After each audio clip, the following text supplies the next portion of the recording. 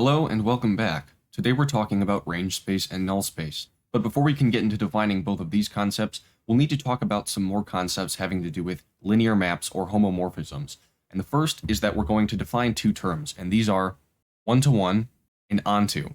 Sometimes instead of the term one-to-one, we use the term injective, and instead of the term onto, we use the term surjective. And these terms describe the behavior of functions. So a one-to-one or injective map is one that maps each element of the domain to a unique element in the codomain. In other words, if I have two elements of the domain and my map takes them to elements in the codomain, they cannot go to the same element in the codomain. They have to go to different ones. And an onto map is one for which every element of the codomain or the output space is mapped to by at least one element in the domain. So if I have a map H that goes from the domain V to the codomain W, and I say that H is injective, that's the same thing as saying that for two elements of the codomain, h of v1 and h of v2 are equal. That is identical to saying that v1 and v2 are the same thing if this is an injective map. If two elements are the same in the domain, they map to the same elements of the codomain, or if two elements are the same in the codomain, they must be mapped to by the same element of the domain. Similarly, if I say that h is surjective, that's the same thing as saying for every element of the codomain, we'll say for every small w in W, every one of those elements of the codomain is equal to h of v for some v in the domain. It's always going to be mapped to by at least one element of the domain. If my map is both injective and surjective, that's called a bijective map, or a bijection. And in that case, since it's surjective or onto, every element of the codomain must be mapped to by at least one element of the domain, but since it's injective or one-to-one, we know that it can only be mapped to by one element of the domain. It can't be mapped to by multiple, but it also can't be mapped to by zero. Each element of the codomain is mapped to by one and only one element of the domain.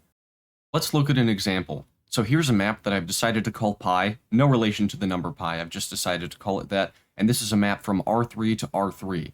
And it does the following. If I have a vector xyz in R3, then it's mapped to the vector xy0 in R3. So here's the action of this map. Let's say I have a vector in R3, 1, -1, 2.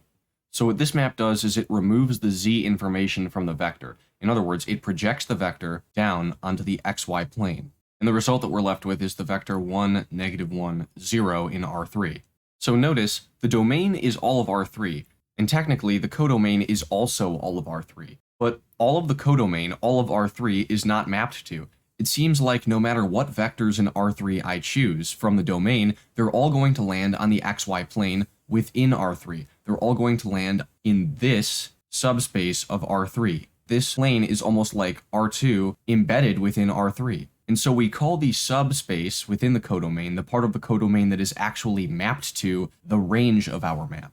The range is this xy plane in R3. This map is not an onto map, because not every vector in the codomain, which is also R3, is mapped to. However, the domain of this map is onto something. It's onto the range. Every vector in the range is mapped to by at least one vector in the domain. This red vector, 1, -1, 0, is mapped to by the vector 1, -1, 2. It's also mapped to by the vector 1, -1, 1. For example, it's mapped to by the vector 1, -1, 4, etc. The vector 1, -1, 0 is mapped to by any vector with the first two components 1, -1. The second component doesn't matter. It's also mapped to by the vector, say, 1, -1, -3. We have this vertical line of vectors that goes exactly above this vector 1, -1, 0 and exactly below it, and it's actually perpendicular to the xy plane. The set of vectors that map to this red one.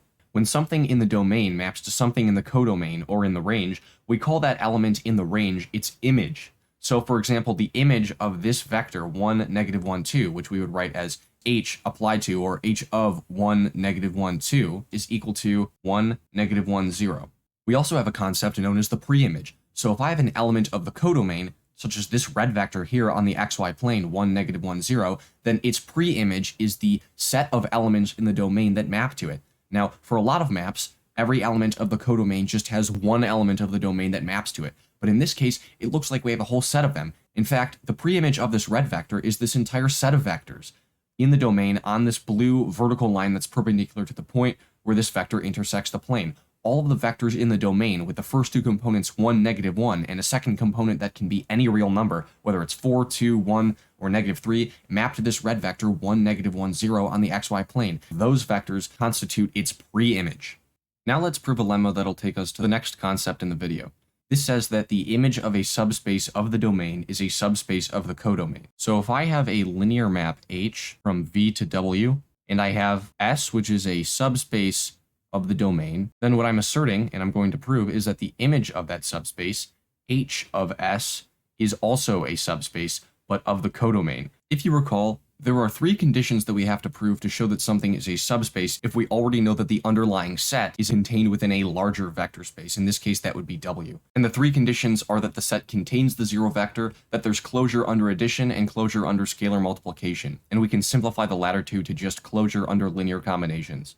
Well, the first thing is that H of S contains the zero vector, and by showing that, we also show that H of S is non-empty, which is important since we're talking about the image of a set. If you recall, homomorphisms always map the zero vector of the domain to the zero vector of the codomain. But if S is a subspace of V, meaning that it's a vector space, then S has to contain the zero vector of the domain, which I'll call 0 sub V. But since this is a linear map, H must take the zero vector in V, the zero vector in W, the zero vector of the codomain.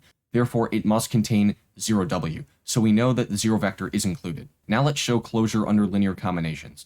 So if I take two elements of H of S, say H of S1, where S1 is some vector in S, and H of S2, where S2 is another vector in S, and I take a linear combination of these, so by linearity, that's the same thing as H applied to C1 times S1, plus H applied to C2 times S2, and that's the same thing as H applied to the entire linear combination C1 S1 plus C2 S2. But remember, S is a subspace, which means that among the conditions that it satisfies, one of them is closure under linear combinations. C1 S1 plus C2 S2 is a linear combination of the vectors in this subspace, therefore it's also contained within the subspace S.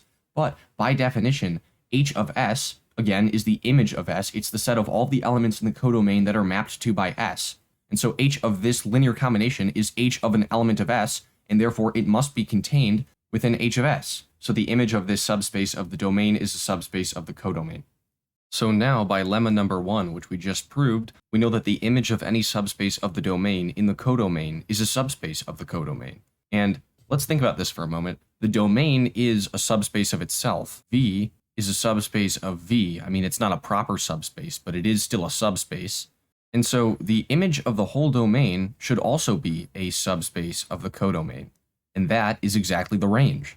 And when we think of the range not just as a set, but as a subspace, we refer to it as the range space of the map. And we write it like this kind of interesting looking R, parentheses H, R of H, the range space of H, and that's equal to the set of all elements in the codomain H of V, such that V is a member of the domain. It's literally everything in the codomain that's mapped to, but now we understand that the range isn't just a set, it's actually a subspace, it's actually a vector space.